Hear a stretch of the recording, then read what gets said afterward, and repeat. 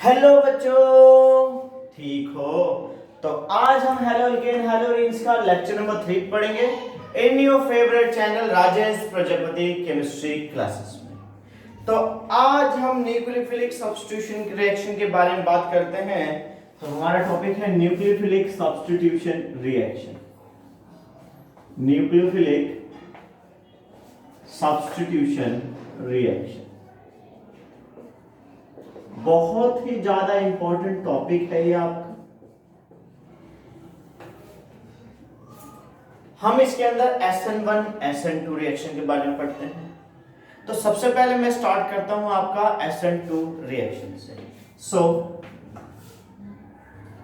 Substitution nucleophilic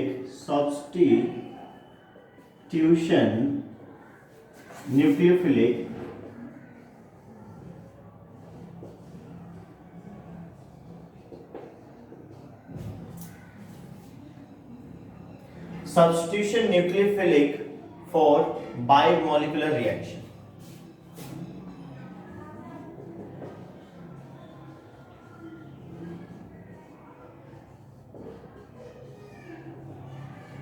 इसी को हम कहते हैं SN2 रिएक्शन। और अगर यूनिमोलिकुलर की बात करते हैं तो पढ़ते हैं वो SN1। ऑलरेडी आप ये केमिकल काइनेटिक्स में मोलिकुलरिटी ऑफ रिएक्शन पढ़ चुके हैं, ठीक है। तो अब इसके अंदर बात करते हैं कि जो हमारा हाइड्रोक्साइड होता है, मैं थोड़ा सा इसके अंदर पहले एक आपका रिएक्टिव मीडियम देता हूं, OH negative. This one is known as the dash wedge. This one is solid halogen and putting hydrogen in.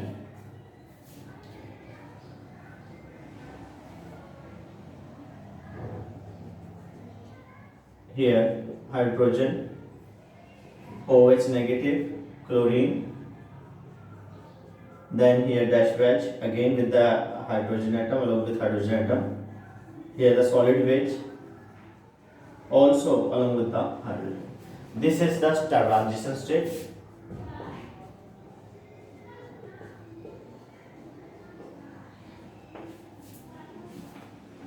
देखिए थोड़ा सा मेरे पास जगह कम है, मैं पहले रिएक्शन लिख दे रहा हूं जिससे कि समझाना आपको थोड़ा बाद में कन्वीनियंट हो जाए।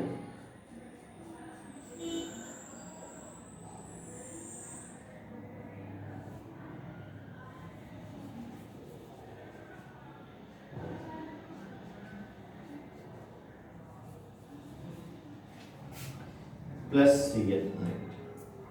अब इसके अंदर क्या कहता है कि न्यूक्लियोफाइल जो होता है रिएक्ट करता है मिथाइल क्लोराइड से, वो आपका मिथाइल अल्कोहल बनाता है और क्लोराइड आयन लीविंग ग्रुप की तरफ बाहर चला जाता है।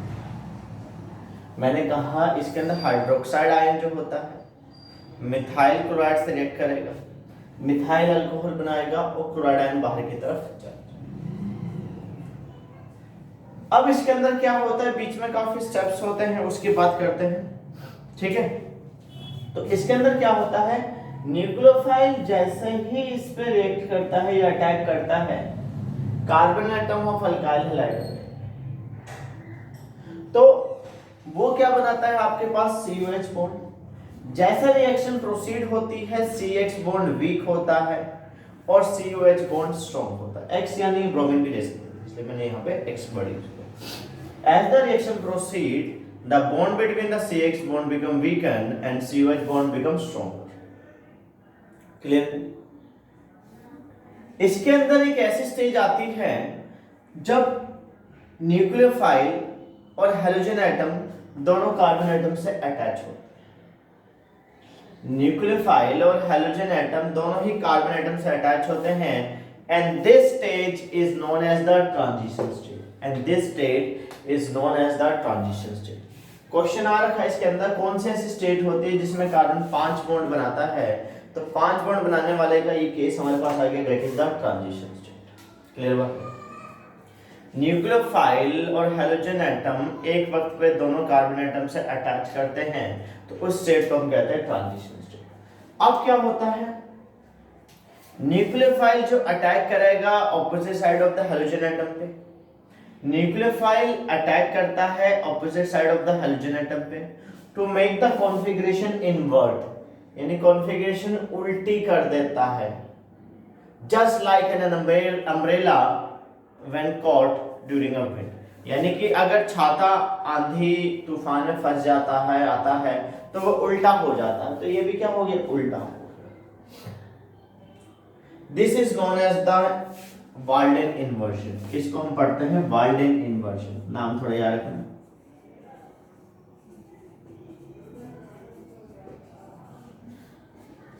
That is the Walden inversion। अब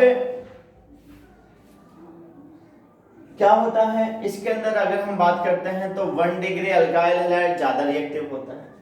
डिक्रीजिंग ऑर्डर ऑफ रिएक्टिविटी में बात करते हैं अगर हम, तो 1 degree alkyl halide is more reactive than 2 degree, 2 degree is more reactive than 3 degree.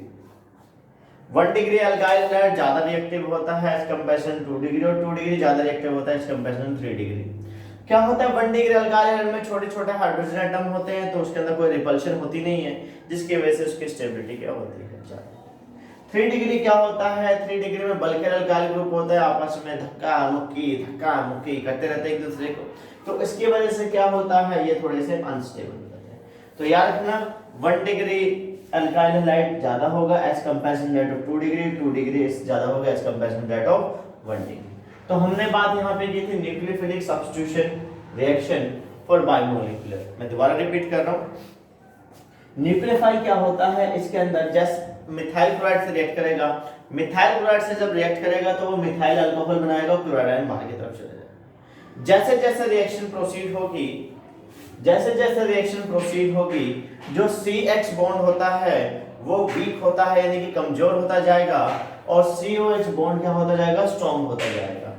इसी दौरान बॉन्ड टूटने और बनने के केस में एक ऐसी स्टेज आती है जब हमारे पास ये कार्बन के साथ न्यूक्लियोफाइल और हैलोजन दोनों इकट्ठा जुड़ते हैं, न्यूक्लियोफाइल और हैलोजन दोनों इकट्ठा जुड़ते हैं।